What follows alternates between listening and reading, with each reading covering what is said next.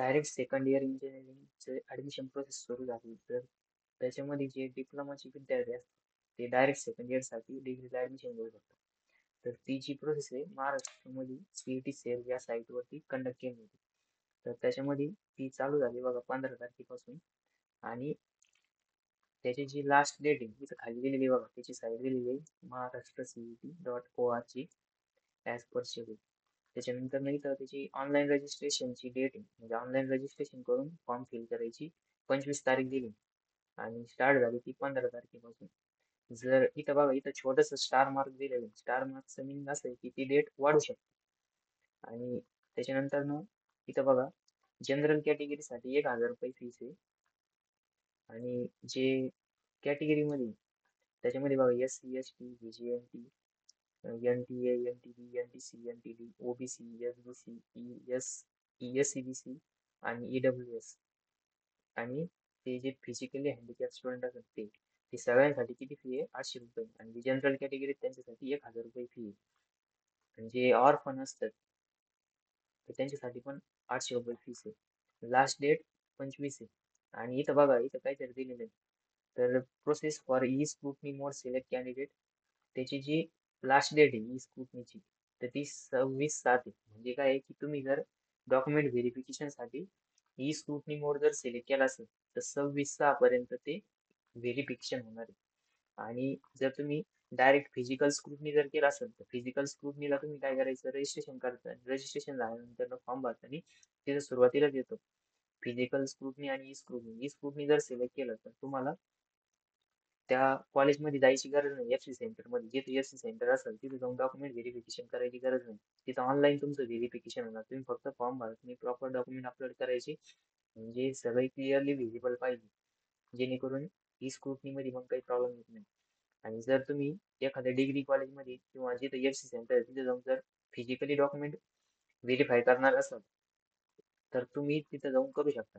तर त्याच्यासाठी पण 26 तारीख लास्ट आहे. म्हणजे 26 तारखेच्या पहिले तुम्हाला तुमचा फॉर्म जो भरलेला आहे त्याचं काय आहे की फिजिकली जाऊन डॉक्युमेंटचं व्हेरिफिकेशन करून एफसी सेंटर मधून तुम्हाला कन्फर्मेशन करायचं आहे. तर मग आता आपण बघणार आहे की रजिस्ट्रेशन कसं करायचं. सगळ्यात पहिले गुगलला जायचं. गुगल वरती टाकायचं सीईटी सेल 2024-25. 24-25 टाकल्यानंतर ना बघा इथं state common entrance test cell, इथं बघा CETcell.MACET.org याच्यावरती क्लिक करायचं. आता बघा इथं 24-25 आलेलं आहे, ऍडमिशन पोर्टल 2024-25.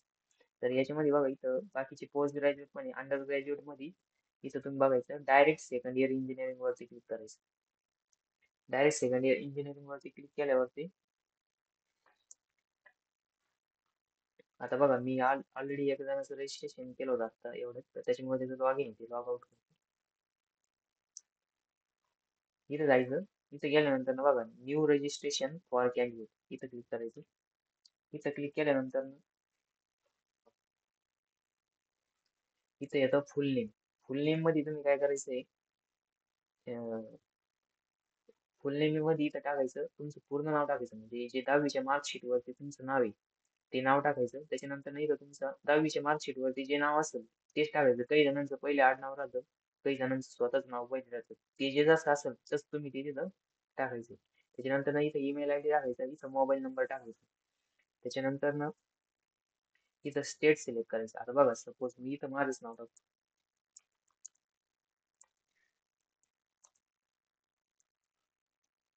तुम्ही इथं पूर्ण नाव टाकायचं.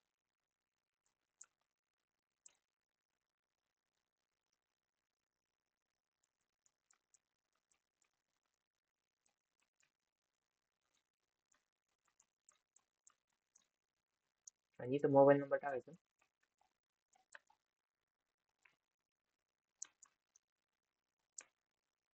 त्यानंतर इथं स्टेट सिलेक्ट करायचं. बघा स्टेट सिलेक्ट करताना आता काय करायचं, महाराष्ट्र सिलेक्ट करायचं. जर अदर स्टेट मधलं जर असेल तुम्ही, त्यांनी अदर स्टेट तुमचं जे असेल ते सिलेक्ट करायचं. त्याच्यानंतर ना इथं छत्रपती संभाजीनगर तुमचं जो कोणता डिस्ट्रिक्ट असेल, सपोज अदर डिस्ट्रिक्ट मध्ये असेल तर त्याने त्याचं डिस्ट्रिक्ट सिलेक्ट करायचं. आता बघा इथं पासवर्ड टाकायचा. पासवर्ड तुम्हाला जो पाहिजे तो टाकायचा. म्हणजे पासवर्ड मध्ये काय की एक कॅपिटल लेटर पाहिजे, बाकीचे स्मॉल पाहिजे. त्याच्यानंतर ना त्याच्यामध्ये एक चिन्ह असलं पाहिजे, म्हणजे @ हॅश वगैरे. आणि नंतर ना काही समथिंग नंबर्स असले पाहिजे. तर मी टाकायला इथं, तुम्ही पण टाकायचं. कन्फर्म करताना सेम पासवर्ड रिटर्न आला पाहिजे.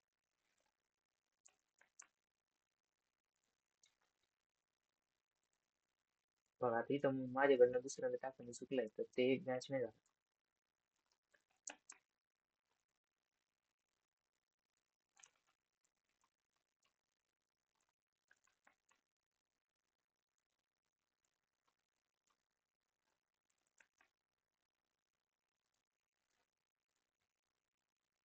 बघा आता हे टाकल्यानंतर नाही तर OTP साठी आहे. म्हणजे काय की तुम्ही जो मोबाईल नंबर टाकलेला आहे तो चालू असला पाहिजे, आणि त्याच्यावरती OTP आल्यानंतर मग तो विदिन 30 सेकंद आपल्याला तिथं टाकता आला पाहिजे.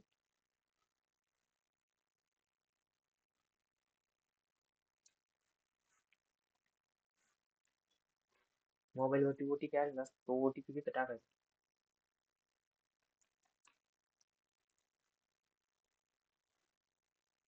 बघा असं एक आपल्याला DSD नंबर जनरेट होतो. तो नंबर कॉपी करून घ्यायचा, किंवा तुमचे तो जो तुम्ही रजिस्टर मोबाईल नंबर आहे त्याच्या इनबॉक्स मध्ये पण तो नंबर आलेला असतो. त्याच्यानंतर ना इथं क्लिक करायचं. क्लिक केल्यानंतर ना बघा new candidate register candidate login, login वरती क्लिक करायचं. इथं टाकायचा तो नंबर. आता बघा DSE 24111146 हा नंबर आहे. आणि तुम्ही जो पासवर्ड टाकला तो पासवर्ड टाकायचा आणि आपला फॉर्म लॉग इन करायचा.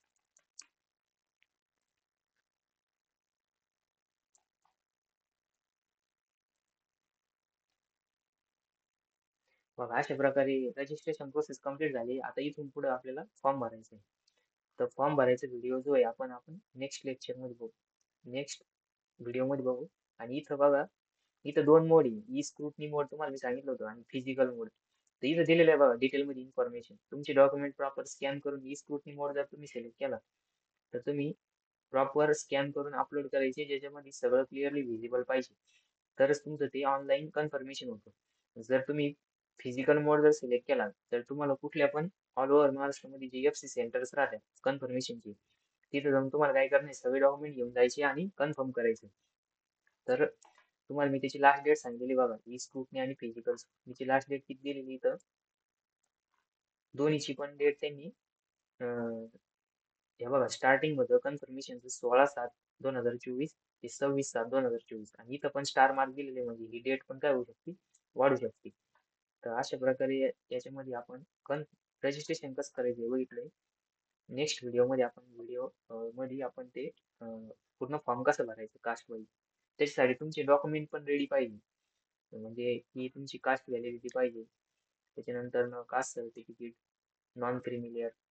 नंतर EWS जर असेल तर EWS, पण EWS कॅन्डिडेट जे राहतात त्यांच्यासाठी तिथं इन्कम सर्टिफिकेट पण लागतं कंपल्सरी. तर त्याच्यामुळे इन्कम सर्टिफिकेट पण रेडी पाहिजे.